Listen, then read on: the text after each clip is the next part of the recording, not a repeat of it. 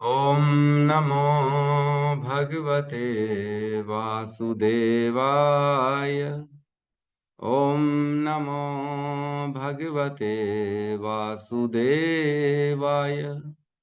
ॐ नमो भगवते वासुदेवाय। यः स्वानुभावम् अखिलं श्रुतिसारमेकम् आध्यात्मदीपम् अतितीर्षितां तमोऽन्धम् संसारिणां करुणयः पुराणगुह्यम् तं व्याससूनम् उपयामि गुरुं मुनीनाम्। नारायणं नमस्कृत्य नरं चैव नरोत्तमं देवीं सरस्वतीं व्यासं ततो जयमुदीरये। श्रवतां स्वकथा कृष्ण पुण्यश्रवण कीर्तिनः हृदयन्तस्तो हि अभद्राणि विदुनोति सुहृत् सतां। नष्टप्रायेषु भद्रेषु नित्यं भागवत सेवया भगवती उत्तम श्लोके भक्तिर्भवति नैष्ठिकी। समतः श्रद्धया नित्यं गृणतश्च स्वचेष्टितं कालेन नातिदीर्घेण भगवान् विशते हृदि। कृष्णाय वासुदेवाय देवकी नंदनाय च नंद गोप कुमाराय गोविंदाय नमो नमः। जय श्री कृष्ण चैतन्य प्रभु नित्यानंद श्री अद्वैत गदाधर श्रीवासादि गौर भक्ता वृंद। हरे कृष्णा कृष्णा कृष्णा हरे हरे, हरे राम राम राम हरे हरे। हरे कृष्णा कृष्णा कृष्णा हरे हरे, हरे राम राम राम हरे हरे। हरे कृष्णा कृष्णा कृष्णा हरे हरे, हरे राम राम राम हरे हरे। हरे कृष्णा। सभी का स्वागत है प्रातःकालीन श्रीमद् भागवतम के सत्र में। और कल भगवान की कृपा से, सुखदेव की कृपा से, शील प्रभुपाद की कृपा से हम 18वें अध्याय में प्रवेश कर चुके हैं। हरि बोल। तो 18वें अध्याय का शीर्षक है ब्राह्मण बालक द्वारा महाराज परीक्षित को श्राप। तो अब इस अध्याय में हम समझेंगे कि किस प्रकार जो है अंत काल आया परीक्षित महाराज का, उनको कैसे श्राप मिला, कैसे फिर वो बैठे और कैसे उन्होंने अंत काल में अपने जो है श्रीमद् भागवतम का श्रवण किया। पहले श्लोक में कहते हैं, श्री सूत गोस्वामी ने कहा, भगवान कृष्ण अद्भुत कार्य करने वाले हैं। उनकी कृपा से महाराज परीक्षित द्रोण पुत्र के अस्त्र द्वारा अपनी माता के गर्भ में ही प्रहार किए जाने पर भी जलाए नहीं जा सके। तो इसके बारे में हमने 8वें चैप्टर में पढ़ा था, श्लोक क्रमांक 11, 12, 13, 14। उसमें हमने पढ़ा था कि परीक्षित महाराज की रक्षा किस प्रकार भगवान ने करी थी। कृष्ण ने जब दौड़ती दौड़ती आई थी उत्तरा कि ब्रह्मास्त्र छोड़ा गया है, कुछ जलता हुआ अस्त्र मेरे गर्भ की ओर बढ़ रहा है, कृपया करके मुझे बचाइए। और तब देखा था कृष्ण ने कि एक नहीं 6 ब्रह्मास्त्र छोड़े गए थे अश्वत्थामा के द्वारा। पांच ब्रह्मास्त्र 5 पांडव के लिए और एक ब्रह्मास्त्र उत्तरा के गर्भ में जो पल रहा था उसके लिए। तो भगवान अपने भक्तों के प्रति बड़ा करुणा करते हैं और उन्होंने भगवान तत्क्षण रक्षा करने के लिए अपने सुदर्शन चक्र को छोड़ दिया था। तो हमने पढ़ा था वहां पे कि सुदर्शन चक्र का इतना तेज था कि उसके सामने ब्रह्मास्त्र का तेज फीका पड़ गया। हमने पढ़ा था, ठंडे पड़ गए थे सुदर्शन के सामने। ब्रह्मास्त्र जो है वो फीका पड़ गया, ठंडा पड़ गया। उसके बाद भी भगवान ने अपनी अंतरंगा शक्ति से उत्तरा के गर्भ में एक आवरण बना लिया, हमने पढ़ा था। और उससे उसकी रक्षा करी जो अंदर परीक्षित महाराज थे। और इसको डिटेल में अब हम पढ़ेंगे इसी श्लोक में, इसी अध्याय में आगे। सेकंड नंबर श्लोक में कहते हैं, इसके अतिरिक्त महाराज परीक्षित स्वेच्छा से सदैव श्री भगवान के शरणागत रहते थे। अतः वे उड़ने वाले सर्प के भय से तथा जो उन्हें ब्राह्मण बालक के कोप भाजन बनने के कारण काटने वाला था, न तो भयभीत थे न अभिभूत थे। तो भगवान के लिए शरणागत जो व्यक्ति होता है, और कल हमने पढ़ा नारायण परायण, जो नारायण परायण होता है वह हर बात पे प्रसन्न रहता है कि ये भगवान की नियंत्रण में है और भगवान की इच्छा से कार्य हो रहा है।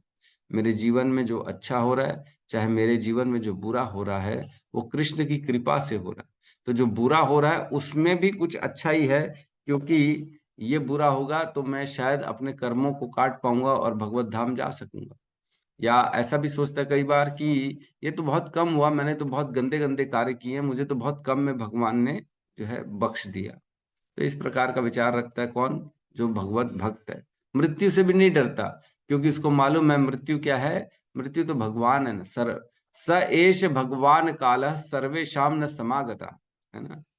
प्रतिक्रिया न यस्य है कुतश्चित करहिचित प्रभो, स एष भगवान कालः सर्वेषां न समागता। वो कौन है? काल कौन है? वो भगवान है, साक्षात भगवान है। उसकी कभी कोई प्रतिक्रिया कर ही नहीं सकता, न किसी शक्ति से, न किसी व्यक्ति से। तो प्रतिक्रिया करके क्या फायदा? मृत्यु से बचने करने के प्रयासों से बच सकते हैं क्या? कभी नहीं बच सकते। कहते हैं जैसे छींक आती है, रुमाल निकालने का टाइम भी नहीं मिलता, वैसे मृत्यु आ जाती है, पता ही नहीं पड़ेगा। आज है और अगले क्षण नहीं है, जस्ट इमीडिएटली अगला क्षण आदमी नहीं है, ऐसा होता है। तो हमने देखा है बहुत बार, आप सबने भी एक्सपीरियंस किया होगा, मैंने तो किया ही है कि इमीडिएटली उसी समय आदमी चला गया।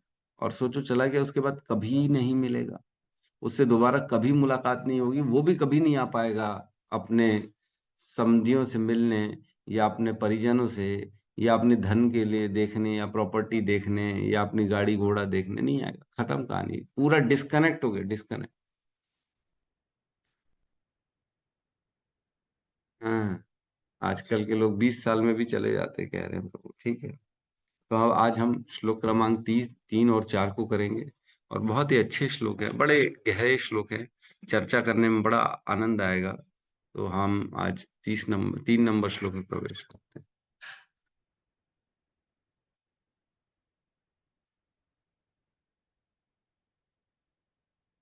क्लियर है?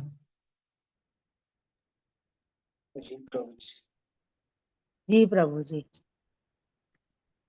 श्लोक क्रमांक 3, अध्याय 18, स्कंद 1, ब्राह्मण बालक द्वारा महाराज परीक्षित को शाप।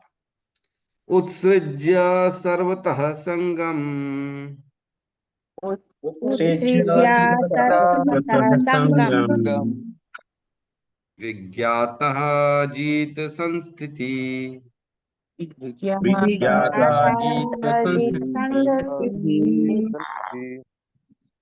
व्यासैकैर्जहो शिष्यो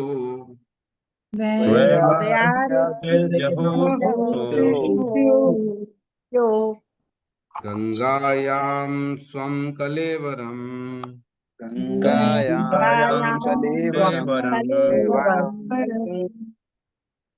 उत्सृज्य सर्वथा संगम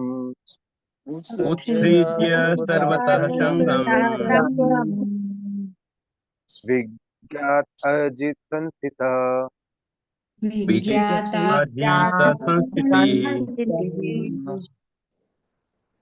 व्यासा के जो शिष्य गंगायां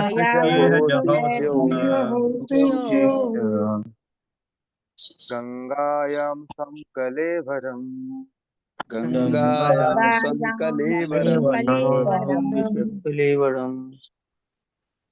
उत्सृज्य सर्वतः संगम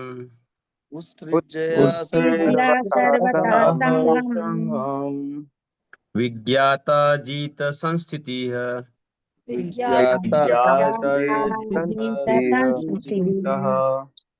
वैयासकेह जहौ शिष्यो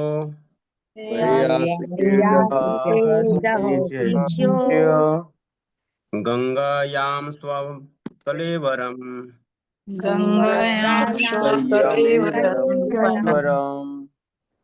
उत्सृज्य सर्वतः संगम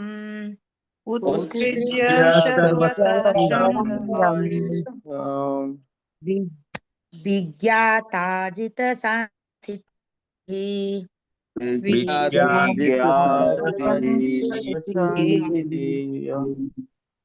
वैयासकेर्जहो शिष्यो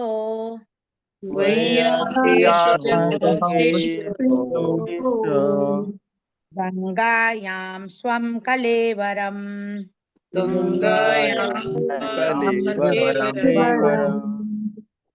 अनुवाद।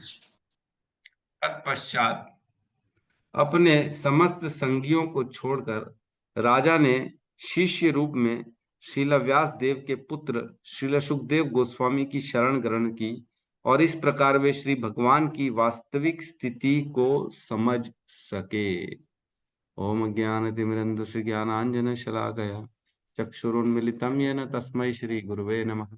श्री चैतन्य मनोभीष्टं स्थापितं येन भूतले स्वयं रूपः कदा मह्यं ददाति स्वपदान्तिकम्। वन्देऽहं श्रीगुरु श्रीयुतपदकमलं श्रीगुरून् वैष्णवांश्च श्रीरूपं साग्रजातं सहगण रघुनाथान्वितं तं सजीवं साद्वैतं सावधूतं परिजन सहितं कृष्ण चैतन्य देवं श्री राधा कृष्ण पादान सहगण ललिता श्री विशाखान्वितांश्च हे कृष्ण करुणा सिंधु दीन बंधु जगतपते गोपेश गोपिका कांता राधा कांत नमस्तुते तप्त कांचन गौरांगी राधे वृंदावनेश्वरी वृषभानु सुते देवी प्रणमामि हरिप्रिये वांछा कल्पतरोभश्च कृपा सिंधुभ्य एव च पतितानां पावनेभ्यो वैष्णवेभ्यो नमो नमः। नमो विष्णुपादाय कृष्णपृष्ठाय भूतले श्रीमते भक्ति वेदांत स्वामीति नामिने नमस्ते सरस्वती देवे गौरवाणी प्रचारिणे निर्विशेष शून्यवादी पाश्चात्य देश तारिणे जय श्री कृष्ण चैतन्य प्रभु नित्यानंद श्री अद्वैत गदाधर श्रीवासादि गौर भक्त वृंद हरे कृष्णा कृष्णा कृष्णा हरे हरे हरे राम राम राम हरे हरे कृष्ण। तो एक छोटा सा अनाउंसमेंट कर देता हूं मैं कि यह जो हमारा क्लास है ये रोज 6 से 7 होता है और सेम इसी लिंक को क्लिक करने से आप ज्वाइन कर सकते हैं। रोज नई लिंक नहीं आती, एक ही लिंक रहती है जो हम रोज भेजते हैं। तो अगर नहीं मिलती है लिंक तो भी आप इसी में क्लिक करके 2 दिन पुरानी, 10 दिन पुरानी, 20 दिन पुरानी लिंक है उसमें आप क्लिक करके आप ज्वाइन कर सकते हो। वेट रोज का करने की जरूरत नहीं है कि आज लिंक आया नहीं है तो शायद आज क्लास नहीं होगी, ऐसा नहीं है। रोज ही क्लास होती है, लिंक आए चाहे ना आए। कई बार व्हाट्सएप में डालना भूल जाते हैं हम लोग। ठीक है, तो हम आज के श्लोक में प्रवेश करते हैं। उत्सृज्य सर्वतः संगम। उत्सृज्य, उत्सृज्य मीन्स छोड़कर। छोड़कर क्या छोड़कर? सर्वतः संगम, सारे अपने संग को। सारे, संग मीन्स शरीर और शरीर से रिलेटेड सारी रिलेशंस। आसक्ति, खुद के शरीर की आसक्ति और शरीर के सभी संबंधियों, रिश्तेदार, सभी भोग, सारे शरीर से जो हमने अर्जित किया है, जिनके प्रति हमारी आसक्ति होती है, उन सभी आसक्तियों को पूर्ण रूपेण तोड़ दिया। उत्सृज्य, छोड़ दिया मतलब अपने पुत्र, परिवार, पत्नी, राज्य, अपना शरीर से जो, शरीर के प्रति जो भी हमने वस्त्र, आभूषण और अन्य अन्य सारे भोग के सामान, रथ, सेवक। आपको मैं बता दूं, परीक्षित महाराज पूरे विश्व के सम्राट थे, है ना। पूरा विश्व उनके अंतर्गत था और उनका साम्राज्य चल रहा था। पूरे मतलब उनकी कोई ऐसा विश्व में एक व्यक्ति नहीं था जो उनकी बात काट सके। इतने महान थे वो, इतने शक्तिशाली थे और सभी भोग थे। अच्छा पुत्र था, अच्छा परिवार था उनका, मंत्री संतरी सारे अच्छे थे जो उनको फॉलो करते थे, उनकी बात कभी नहीं काटते थे। स्वर्ण, आभूषण, रत्न, हीरे मोती, सारे भोग उनके पास थे। सारे भोग होने के बाद भी क्या किया उन्होंने? छोड़ दिया सब कुछ, एक पल में यूं छोड़ दिया। हम तो एक मोबाइल, एक गाड़ी नहीं छोड़ सकते। अरे प्रभु, उसमें भी टेंशन हो जाता है। अरे ये तो हमारा कैसे करेंगे? अगर कोई मांग लेगा तो ऐसा लगता है वो तो पता नहीं क्या किडनी मांग लिया हमारे से। इतना ज्यादा आदमी परेशान हो जाता है। ओहो पैसे मांग लिया, ओहो गाड़ी मांग लिया, ओहो क्या। ठीक है, ऐसे जनरली भक्तों के समाज में नहीं देने चाहिए, क्योंकि क्या होता है कि वक्त की स्थिति खराब, समय कब किसका खराब हो जाए वो नहीं वापस कर पाएगा, तो क्या होता है सामने वाले के हृदय में फिर जो है बड़ा द्वेष उत्पन्न हो जाता है। और वैसे भी जो है ना, जहाँ अधिक धन होता है हम जानते ही वहाँ कलयुग रहता है, पढ़ा ही है हमने। तो कलयुग का आदान प्रदान नहीं करना चाहिए। ठीक है, जरूरत हो तो यथाशक्ति दे दिए कि आप हमारी तरफ से रख ही लो, आपकी जो है जरूरत में हम जो मदद कर सकते वो कर रहे हैं। बाकी ऐसा बहुत ज्यादा पैसा लेन देन नहीं करना चाहिए, है ना, भक्त के समाज में। तो यहाँ कह रहे हैं सब कुछ उन्होंने त्याग दिया। Parikshit Maharaj was on the top of the world, सबसे ऊंचे स्थान में बैठे थे। आज बोलते हैं ना सेलिब्रिटी है, ये है वो है, प्रभु कितने ऊंचे स्थान में बैठे, प्रधानमंत्री है आज। ऐसे उच्च स्थान में बैठा हुआ व्यक्ति अचानक से सब कुछ त्याग दे। ऐसा नहीं कोई डिप्रेशन है, अरे फिल्म हमारी जो है वो पिट गई, हमारा धंधा पिट गया, ओहो हम क्या करें, देनदारी बढ़ गई तो अब छोड़ देते, ऐसा नहीं। He was on the top of the world, सबसे ऊपर शीर्ष में बैठे हुए थे परीक्षित महाराज। और तब उस समय एक छोटे से बालक ने जब उनको श्राप दिया और सब कुछ उन्होंने त्याग दिया, श्राप को स्वीकार किया उन्होंने और फिर सब कुछ त्याग दिया। फिर कहते हैं विज्ञातः अजित संस्थिति। विज्ञातः मीन्स समझ पाए, जान पाए। क्या जान पाए? अजीत संस्थिति। अजीत मीन्स कृष्ण की, संस्थिति मीन्स उनकी स्थिति, उनका जन्म और कर्म, है ना। हमने जन्म और कर्म को वो समझ पाए, विज्ञातः समझ गए वो। और किसकी? अजीत, भगवान कृष्ण का जन्म कर्म वो समझ गए। कैसे समझ गए?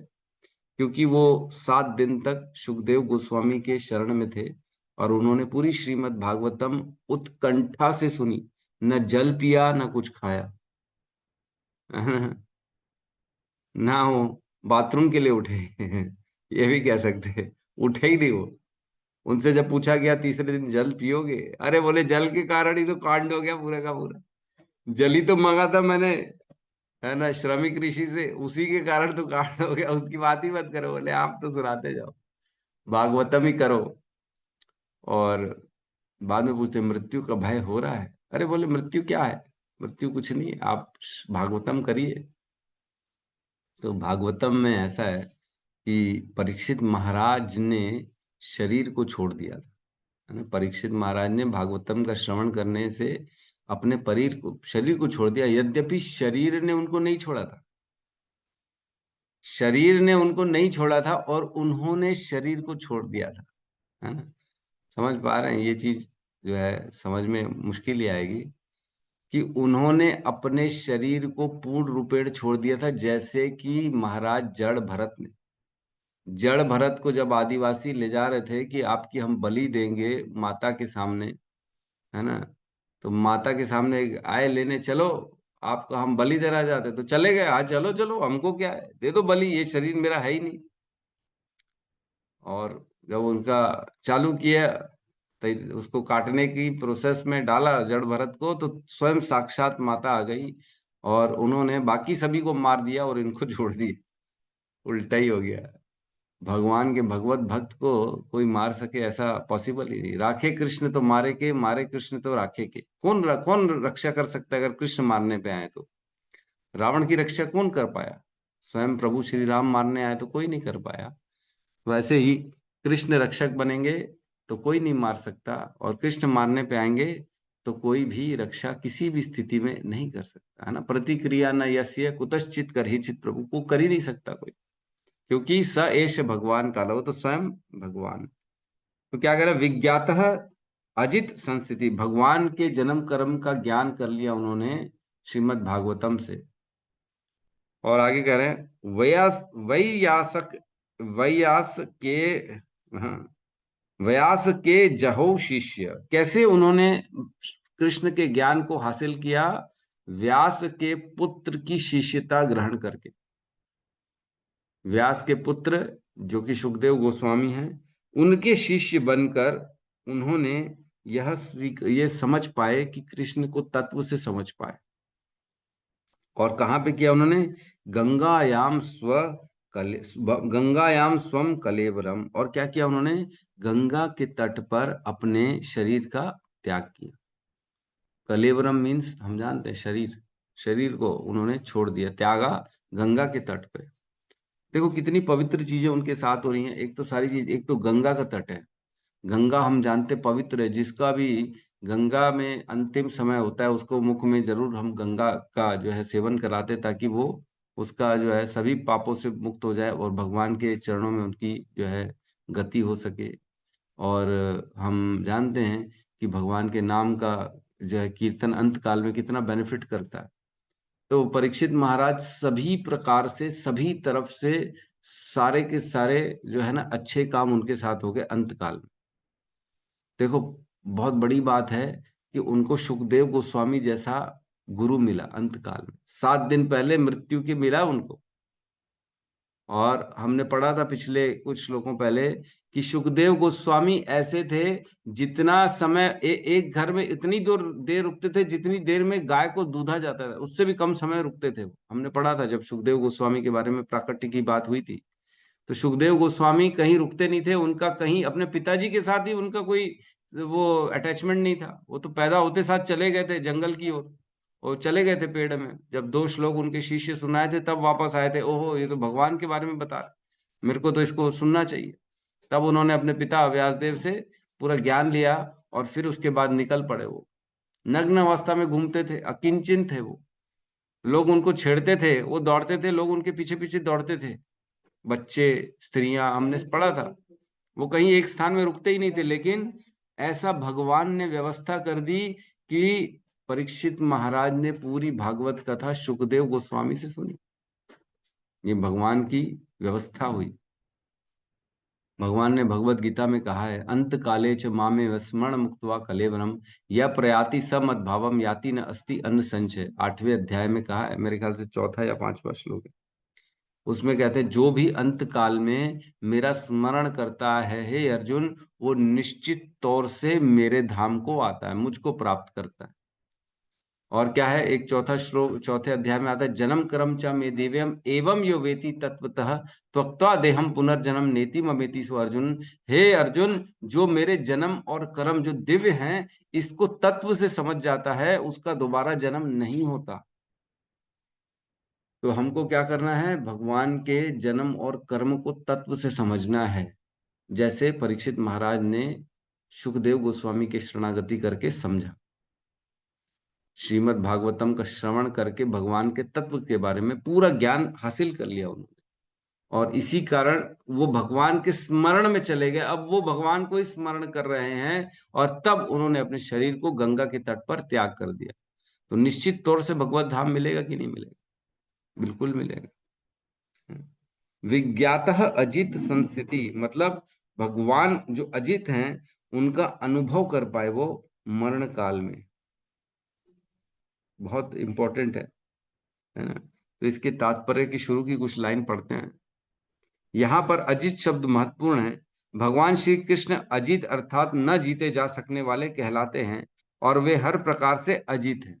भगवान जो कि अजित हैं, उनको कोई नहीं जीत सकता, कोई उनकी वास्तविक स्थिति को नहीं जान सकता। अजित है मतलब उनके बारे में कोई जानता नहीं है। जैसे दुश्मन के बारे में हम जब सब जानते हैं, टारगेट्स मालूम रहते हैं। जैसे भारत को पाकिस्तान के टारगेट मालूम थे, इसलिए उन्होंने वहीं पे एयर स्ट्राइक किया जहां उनको टारगेट है इनका, यहाँ पे बम रखने का गोदाम है, यहाँ पे सेना है, यहाँ पे ये है, वहां मालूम था, वहीं वहीं पे जाके टारगेट किया तो खत्म कहानी, दुश्मन को हरा दिया। जितना ज्ञान होगा, ज्ञान के आधार पे हम किसी को भी जीत सकते, किसी के भी ऊपर अपने विजय प्राप्त कर सकते हैं। लेकिन कृष्ण ऐसे हैं जिनको कोई जान ही नहीं सकता, तो उनके ऊपर विजय प्राप्त करने की तो बात ही दूर है। भगवान कब क्या कर दे किसी को पता नहीं। सोचो, मैं बड़ा कंफ्यूज हो गया था कि ब्रह्मा जी के हर दिन में कृष्ण आते हैं, है ना। ब्रह्मा जी का आज एक दिन हुआ, सुबह उठे, रात के बीच में एक बार कृष्ण आएंगे बस, है ना। उनके पूरे काल में, पूरे दिन में, हर दिन रोज कृष्ण से मिलते हैं, वो कृष्ण को देखते हैं, लेकिन रोज वो पहचान नहीं पाते हैं। मैं बड़ा कंफ्यूज हो गया था। मैंने कहा आज मेरे से अगर कोई मिले और कल दोबारा मिले तो मैं क्या उसको पहचानूंगा नहीं? रोज मिल रहे हैं कृष्ण तो रोज पहचानेंगे। हमारे लिए तो यही हुआ ना, हमारा एक दिन, उनका भी एक दिन। रात हुई, सो गए, अगले दिन फिर सुबह उठे, फिर काम पे लगे, फिर कोई मिल गया तो क्या उसको बोलेंगे क्या तुम तो वही हो ना? बोलेंगे कल तो मिले थे। कृष्ण रोज मिल रहे हैं लेकिन रोज भूल जा रहे हैं, ये पहचान नहीं पा रहे ब्रह्मा जी। तो मैंने प्रश्न किया था हिज ग्रेस प्रशांत मुकुंद प्रभु से कि प्रभु जी ऐसे संभव कैसे है कि रोज ब्रह्मा जी मिल रहे हैं और इतने बुद्धिमान है ब्रह्मा जी जिसने सृष्टि की रचना कर दी है, वो रोज कृष्ण से मिल रहे हैं और रोज उनको पहचान नहीं पा रहे। तो बोले भगवान ऐसी ऐसी लीला करते हैं कि सबको कंफ्यूज कर देते हैं, वो संकोच में आ जाते, संशय में आ जाते, क्या ये वाकई में कृष्ण है? ये नहीं हो सकते कृष्ण। वो रूप बदल के आ रहे हैं, वो ऐसी लीला कर रहे हैं, कभी माखन चोरी कर रहे हैं, कभी अपने दोस्तों का जूठा खा रहे हैं। तो इस प्रकार से अनेक अनेक और भी लीलाएं करते होंगे। इस बार ये लीला करी कि उन्होंने अपने दोस्तों का जूठा, उनसे जो मुख से बह रहा है उसको चाट डाला। श्री दामा के मुख से उसके जो है पुरानी कढ़ी जो थी, बासी कढ़ी निकल रही थी, उसको चाट डाला कृष्ण ने। तो ब्रह्मा जी बताया, छी छी छी, ये कौन है? ये कृष्ण नहीं हो सकता, ऐसा भगवान नहीं है, ब्रह्मांड का पूरा नायक है, वो कहाँ से चाटेगा? ये सब गलत काम नहीं कर। तो कंफ्यूज हो गए वो। तो ऐसे नई नई लीला कृष्ण करते रहते, इसलिए वो अजीत हैं, उनको कोई जान नहीं सकता, उनको कोई पहचान नहीं, उनको कभी जीत नहीं सकता। हमने उनके धाम गोलोक वृंदावन के विषय में सुना है, लेकिन ऐसे अनेक पंडित हैं जो इस धाम की कई प्रकार की व्याख्या करते हैं। किंतु सुखदेव गोस्वामी जैसे गुरु की कृपा से, जिनकी शरण राजा ने अत्यंत विनीत शिष्य के रूप में ग्रहण की, मनुष्य श्री भगवान की वास्तविक स्थिति, उनके सनातन धाम तथा उन धाम का दिव्य साज सामग्री को समझ सकता है। अगर कोई ऐसा गुरु मिल जाए जो बड़े विनीत भाव से कृष्ण की कथा करता हो, तब व्यक्ति कृष्ण के इस अजीत, जो उसको जीता नहीं जा सकता, उसको जाना नहीं जा सकता, जान सकता है।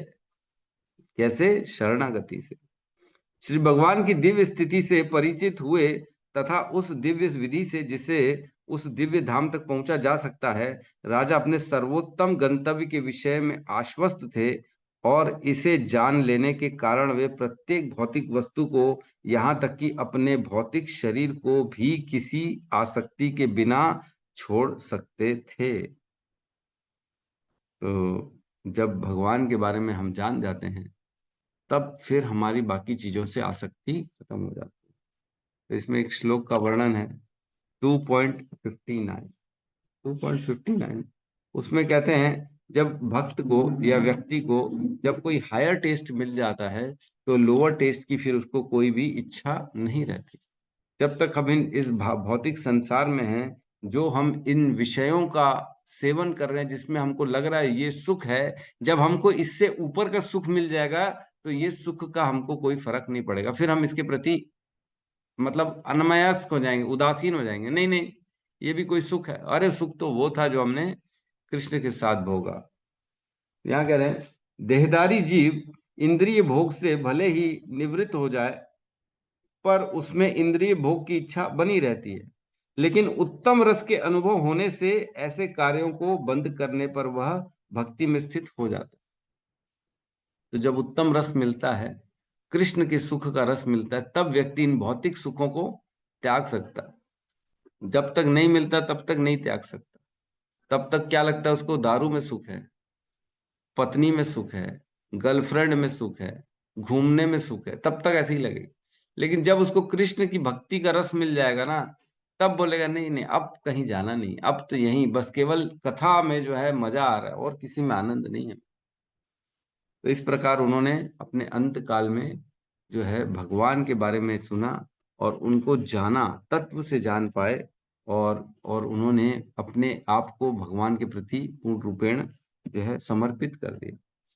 तो एक श्लोक आता है 6.17.28, 6.17.28, उसमें कहते हैं, नारायण परा सर्वे न कुतश्चन बिभ्यति, स्वर्ग अपवर्गस्य नरको नरकेष्वपि तुल्यार्थ दर्शिनः। मतलब पूरी तरह से पूर्ण पुरुषोत्तम भगवान नारायण की सेवा में लीन रहने वाले भक्तजन जीवन की किसी भी अवस्था से भयभीत नहीं होते।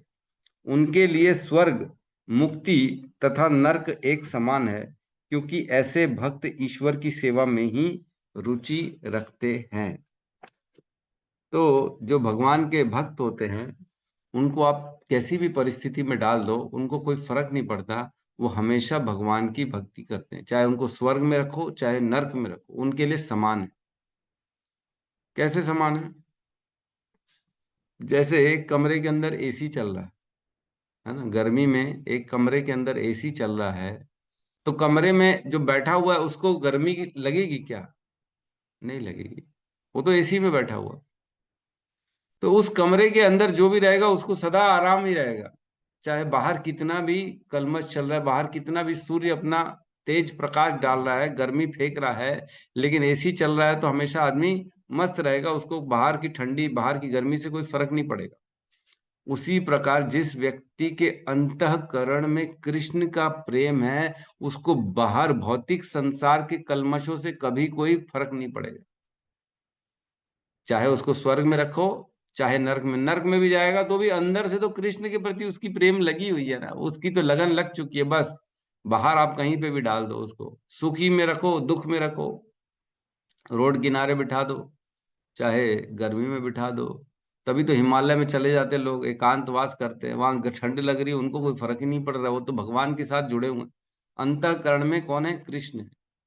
तो भगवत भक्त जो होता है ना, वो जब नारायण परायण हो जाता है, तब उसको संसार के कलमश कभी भी उसको उद्विग्न नहीं कर पाते।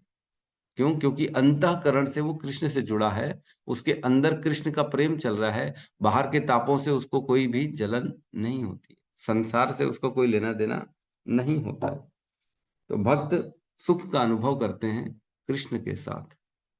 ठीक है, तो अगले श्लोक में हम प्रवेश करते हैं।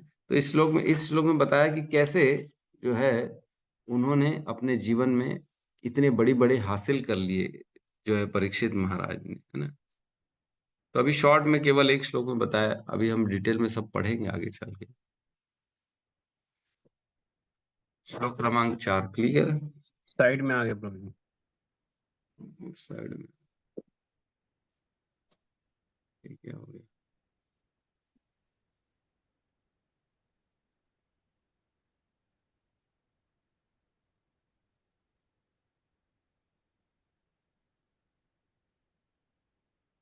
ठीक है, अभी जी प्रभु जी, ठीक है। जी प्रभु जी। श्लोक क्रमांक 4। नौत्तम श्लोक वार्तानाम श्लोकवार्तानां जुषताम तत्कथामृतम् जुषतां तत्कथामृतम् स्यात् सम्भ्रमोऽन्तकालेऽपि स्यात्काले स्मरतां तत्पदाम्बुजम्। स्मरतां तत्पदाम्बुजम्। नौत्तम श्लोक वार्तानां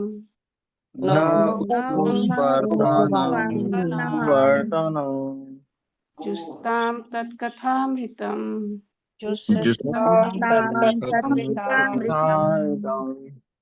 स्यात् सम्भ्रमो अन्तकाले अपि स्मरतां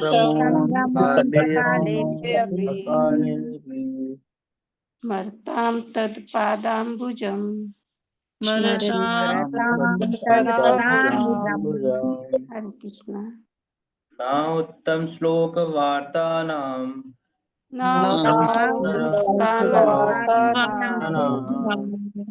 दुष्टां तत्कथामृतं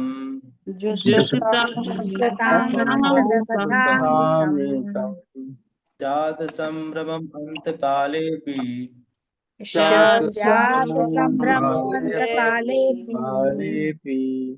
स्मरं ताप तत्पद अम्बुजम्।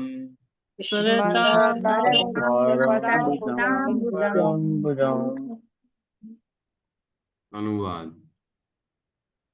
ऐसा इसलिए हुआ क्योंकि जिन्होंने वैदिक स्त्रोतों से स्तुति किए जाने वाले श्री भगवान की दिव्य कथाओं के प्रति अपना जीवन अर्पित कर रखा है, और जो निरंतर श्री भगवान के चरण कमलों का स्मरण करने में लगे हुए हैं, उन्हें अपने जीवन के अंतिम क्षणों में भी किसी प्रकार की भ्रांति होने का खतरा नहीं हो रहता। बहुत इंपॉर्टेंट श्लोक है ये, अगर इसको याद करेंगे तो बड़ा अच्छा रहेगा। बहुत बहुत अच्छा श्लोक है ये, प्रैक्टिकल श्लोक है। इसमें कह रहा है जो पूरा जीवन भगवान की कथाओं में अपने लगा देता है, उनका अंत काल जब आता है, मृत्यु आती है, तब उनको कोई कोई तकलीफ, कोई संदेह, कोई भ्रांति, कोई मोह नहीं रह जाता। भगवान उनके स्मरण में खुद ब खुद आ जाते। और भगवान जब स्मरण में आते हैं तो हम जानते हैं क्या गति होगी, वो भगवत प्राप्ति को होगा ही होगा, है ना। यान्ति देवव्रतान देवान पित्रान यान्ति पितृव्रता भूतानि भूतानि यान्ति भूतेज्य यान्ति मद याजिनो अपि माम। जो मेरी मेरी भक्ति करता है, मेरे परायण है ना, वो मेरे धाम को आता है। भगवान के परायण होना पड़ेगा। बहुत इंपॉर्टेंट श्लोक है इसमें, कहते हैं नो उत्तम श्लोक वार्ता नाम। कभी नहीं ऐसा व्यक्ति, जिस व्यक्ति के बारे में बात चल रही है तो ऐसा व्यक्ति 9.25 है, यान्ति देवव्रता देवान, है ना। कह रहे हैं यहाँ पे नो उत्तम श्लोक वार्ता नाम। यहाँ पे कह रहे हैं नहीं, अब नहीं मैं आपको बाद में बताऊंगा किसके लिए कह रहे हैं नहीं, अभी फिलहाल के लिए उत्तम श्लोको वार्ता नाम, है ना। इसमें कह रहे हैं जो व्यक्ति उत्तम श्लोक वार्ता नाम, मतलब जिसने भगवान, उत्तम श्लोक वार्ता नाम, उत्तम श्लोक का हमने अर्थ पढ़ा है ऐसे श्लोक जिनसे भगवान की स्तुतियां होती, ऐसे उत्तम श्लोक जिससे भगवान की स्तुति होती है, एक अर्थ ये होता है। और दूसरा ये अर्थ होता है कि ऐसे उत्तम लोगों के द्वारा जो भगवान की स्तुति करने के लिए श्लोकों का प्रयोग होता है, वह उत्तम श्लोक। उत्तम श्लोक भगवान का नाम है बेसिकली, है ना। तो उत्तम श्लोको वार्ता नाम, ऐसे व्यक्ति जो अपने जीवन में केवल कृष्ण की कथा की वार्ता करते रहते हैं। इसके अनुवाद में प्रभुपाद ने लिखा है, वार्ता नाम की उन पर जीवित रहने वाले जिनका जीवन केवल कृष्ण की कथा सुनने के लिए है, जिनके जीवन का मकसद है कि हम केवल कृष्ण के बारे में सुने और कहें, उनका जीवन ही इसी आधार पे चल रहा है। वो जीवित ही क्यों है? ताकि वो कृष्ण के बारे में कुछ सुन सके, श्रवण कर सके, हियरिंग। तो जिसने अपने जीवन में बाकी चीजों को इम्पोर्टेंस नहीं दिया है, जिसने जीवन में केवल भगवान को सबसे ऊपर रखा है, कृष्ण को, और उनके बारे में सुनना चाहता है, उनके बारे में और नई नई बातें सुनना चाहता है, बोलना चाहता है, कीर्तन करना चाहता है, उनका नाम लेना चाहता है, ऐसे लोगों के बारे में बता रहे हैं। ऐसे लोग उनके साथ कभी नहीं होता ना, मीन्स उनके साथ ऐसा नहीं होता। कैसा नहीं होता? वो कह रहे हैं जुषताम तत् कथामृतम। और क्या करते हैं वो? निरंतर। जुषताम मीन्स निरंतर लगे रहना, निरंतर, स्पॉन्टेनियसली। कभी ऐसा नहीं कि छोड़ दिया, अरे प्रभु हम तो संडे संडे आते हैं ना, हम लोग संडे संडे बेस में आते हैं, बराबर चैंटिंग करते हैं, बाकी दिन काम रहता है ना तो ऐसे लोगों की बात नहीं चल रही। निरंतर मीन्स 24 आवर्स, ऑलवेज। सततम कीर्तयन्तो माम यतन्तश्च दृढ़ता नमस्यन्तस्य माम भक्त्या नित्युक्त उपासते। 9:14 उसमें सततम जो लगा हुआ है उसकी बात चल रही है ना। सततम कीर्तयन्तो माम, ऑलवेज, 24 घंटे स्मरण रहना चाहिए भगवान का। जुषताम, निरंतर जो लगा हुआ है भगवान की कथा सुनने में, जिनकी इंटरेस्ट बनाई हुआ है। और क्या? तत्कथामृतम, कौन से? कृष्ण की अमृत के समान जो कथा है उसमें जिसने अपना रुचि बना लिया निरंतर सुनने में। क्या कह रहे हैं? ऐसे ऐसे व्यक्ति के साथ क्या होता है? स्यात संभ्रमो अंत काले अपि। स्यात मीन्स जो है ऐसा नहीं होता, नहीं, अब न जो है ना, अब आके जुड़ेगा यहाँ पे। स्यात संभ्रमो अंत काले अपि, उनके अंत काल में उनको मोह नहीं होगा। उनको मोह किसी भी प्रकार का, किसी प्रकार का भी डाउट नहीं होगा, या किसी प्रकार से भी वो भूल नहीं पाएंगे। क्या नहीं भूल पाएंगे? स्मरताम तद पदाम्बुजम, उनके चरणों का स्मरण वो अंत काल में भी नहीं भूल पाएंगे। जिसने भगवान के कथा अमृत के प्रति निरंतर ऐसी रुचि उत्पन्न कर ली है कि पूरा जीवन उनके कथा के लिए बना। ये अर्थ है इस श्लोक का। तो ऐसे व्यक्ति को अंत काल में किसी भी प्रकार का कोई डाउट नहीं रहेगा, कोई संदेह नहीं रहेगा, और कभी भी विस्मृति नहीं होगी अंत काल में भगवान के चरणों की। समझ में आ रहा है? कई लोग बोलते हैं ना, अरे अंत काल तो ऐसा हो गया, उनकी ब्रेन हेमरेज हो गया, उनका ये हो गया, उनको कुछ याद नहीं रहा, वो सब भूल गए। हाँ, जिसने संसार में दिमाग लगाया वो भूलेगा, लेकिन जिसे कृष्ण में अपना दिमाग लगाया पूरा जीवन, कृष्ण स्वयं उसके अंत काल में उसको अपना स्मरण करा देते हैं। वैसे कल ही मैं सुन रहा था एक दो लेक्चर, उसमें बता रहे थे, एक कौन तो हमारे इस्कॉन के बहुत बड़े सीनियर आचार्य हुए, उनका अंत काल था, वो बेहोश हो गए थे पूरी रूप से, है ना? पूरे शरीर उनका इनएक्टिव हो गया था, लेकिन जब उनको अस्पताल ले गए तो उनके लिप्स चल रहे थे और उनके मुख से हरे कृष्ण महामंत्र निकल रहा, और वो बॉडी काम ही नहीं कर रही है, शरीर काम नहीं कर रहा है, लेकिन मुख से हरे कृष्ण महामंत्र निकल रहा। बीच में हमने एक माताजी का लेटर आया था, उसको हमने अच्छे से पढ़ा था, मैं तो नाम भूल गया, किसी को अगर याद है उनका नाम तो बता सकता है। उसमें लेटर में लिखा था माताजी ने कि जब मेरा अंत काल आया, नहीं गोपाल कृष्ण गोस्वामी महाराज की नहीं, गोपाल कृष्ण गोस्वामी महाराज तो मंगला आरती कर रहे थे, उनके हाथ हिल रहे थे, शरीर काम नहीं कर रहा है उनका, लेकिन हाथ चल रहे सुबह सुबह ऑटोमेटिकली मंगला आरती के लिए। वीडियो भी है उनका, देखने से बताओ, शरीर काम नहीं कर रहा, लेकिन सुबह हुई तो इतना ज्यादा पूरे शरीर को ट्रेंड किया गया है कि सुबह मंगल आरती चल रही है उनके मन ही मन में, और हाथ हिल रहे, ऐसे ऐसे चल रहा है, पूरा अर्पण कर रहे हो।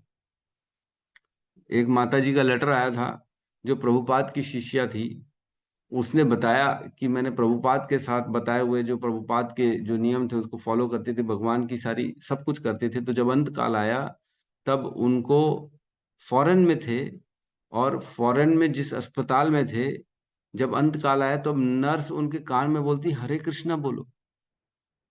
उन्होंने देखा नहीं, उन्होंने केवल सुना, और उन्होंने कोशिश करी हरे कृष्णा बोलने की, फिर दोबारा आया, झटके से किसी ने बोला हरे कृष्णा बोलो, हरे कृष्णा बोलो, तब उन्होंने फिर हरे कृष्णा बोला, जबकि उस अस्पताल में कोई भी इस्कॉन डिवोटी नहीं था। कौन आके उनके कान में बोल के गया, किसी को नहीं मालूम, कृष्ण खुद ब खुद स्मरण करवा देते हैं। जो लेटर आया था उसमें हमने पढ़ा था कि जगन्नाथ जी उसको लेने आए थे, है ना, कुछ था ऐसा, फिर जगन्नाथ जी उनको आए, बोले कुछ कुछ ऐसा था, याद नहीं आ रहा, लेकिन बहुत अच्छा लेटर था, बहुत अच्छा इंटरेस्टिंग था कि अंत काल में कैसे भगवान अपना स्मरण खुद करवा देते हैं, उनके चित्त में प्रवेश करते भगवान, जिसने अपने चित्त को भगवान में पूरा जीवन आवेशित किया है ना। तेषाम अहम समुद्धार्थम मृत्यु संसार सागरात भवामी न चिरात पार्थ मई आवेश चेतसाम, जिसका चित्त मुझ में आवेशित है ना, उसको मैं इस भव सागर मृत्यु जन्म मृत्यु के सागर से निकाल के बाहर लेके आ जाता हूँ, उसके अंदर मैं अपना स्मरण करवा देता हूं, ताकि वो मेरा स्मरण करे, और जिसका भी स्मरण करेगा तो फिर वो गति तो उसको मिलेगी ही मिलेगी। तो इस प्रकार यहाँ पे कह रहे हैं कि जो है जिसने पूरा जीवन भगवान के नामों में, भगवान की कथा में अपनी रुचि उत्पन्न कर ली है, उसका अंत काल कभी भी कंफ्यूज नहीं हो सकता, वो कभी भी मोहित नहीं होगा, भगवान उसको अपने चरणों का स्मरण करवा ही देंगे, और वो अंतोतगत्वा भगवान के धाम को निश्चित तौर से प्राप्त हो जाएगा। तो इसमें लिखा है, आखिरी की 5-6 लाइन में पढ़ रहा हूं, वैज्ञानिक विधि द्वारा मनुष्य श्री भगवान को जीवन के अंत समय में भी स्मरण रख सकता है, जब शरीर के जर्जर होने से स्मरण शक्ति ढीली पड़ जाती है। तो जब अंत काल होता है ना, तो कभी मत सोचना कि जैसे हम अभी सोच पा रहे हैं ऐसा ही अंत काल में भी दिमाग काम करेगा, नहीं करता। हम अंत काल जो होता है ना, इतना तकलीफदायक होता है, इतना दुखमय होता है, इतना परेशानी वाला होता है, व्यक्ति व्यक्ति अपनी बुद्धि से तो कोई काम नहीं कर सकता ना। कई बार तो प्लानिंग करेंगे, हम ये करेंगे, वो कुछ नहीं होने वाला है, प्लानिंग धरी की धरी रह जाएगी, ऐसा पीड़ा उत्पन्न होगी, ऐसा जो है ना, लगाएंगे इंजेक्शन, डॉक्टर लोग यहाँ फाड़ेंगे, ये करेंगे वो करेंगे, आदमी बुद्धि काम ही नहीं करेगी, खत्म हो जाएगा। अच्छा, प्रभु जी हमारे रामलला प्रभु आईसीयू में काम किए हुए हैं, बहुत भयंकर होती है स्थिति, बता रहे हैं। ऐसी स्थिति होती है, व्यक्ति की चीखें निकलती हैं, और वो अपने दिमाग से तो काम कर ही नहीं सकता, कभी नहीं सकता, भयंकर सिचुएशन, तो कभी नहीं कर सकता। यहाँ कह रहे हैं लेकिन स्मरण शक्ति ढीली पड़ जाती है उस व्यक्ति की। और क्या कह रहे हैं आगे, सामान्य व्यक्ति के लिए जीवन के अंत समय में वस्तुओं को यथारूप में स्मरण रख पाना कठिन है, लेकिन श्री भगवान तथा उनके प्रामाणिक भक्तों या गुरुओं की कृपा से मनुष्य को यह अवसर सहज ही प्राप्त हो जाता है। अगर गुरु का आशीर्वाद है, भगवान की कृपा है, उसने पूरे जीवन भर भगवान का स्मरण किया है, तो ये आसानी से अंत काल में हो जाएगा। हमारे को पूरा जीवन क्या करना है? अंत काल की तैयारी करनी है। अब बस अंत काल में भगवान का स्मरण हो जाए, यही यही जीवन की क्या है? सर्वोच्च सिद्धि है। उसमें एक श्लोक आता है जिसमें कहते हैं जीवन के सबसे बड़ा, जीवन में क्या है? सबसे बड़ा सक्सेस क्या है जीवन की? कि जीवन के अंत काल में भगवान का स्मरण बन जाए। कौन सा श्लोक है, किसी को याद है क्या? अंते नारायण अंते नारायण स्मृति, उसका श्लोक क्या पूरा? गुरु जी उसमें ना, गीता में एक है अंत काले च मामेव स्मरण मुक्त्वा कलेवरम। वो तो 8.5 है, वो तो हमने बोल ही दिया।